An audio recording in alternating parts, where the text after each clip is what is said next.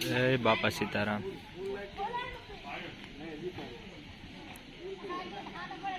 આ મંદિર છે બાપા સીતારામનું. અહીંયા જગ્યા છે બધી કેવી સરસ મજાની, સાફ સૂફ એટલું બધું હોય છે, હવા બહુ કરે છે. અને જે વિડીયો આપણો વાયરલ થયો તે આ વૃક્ષની અંદર બાપા સીતારામના દર્શન થાય છે. તો આ વડલો છે, વડલો આખો વડલો છે.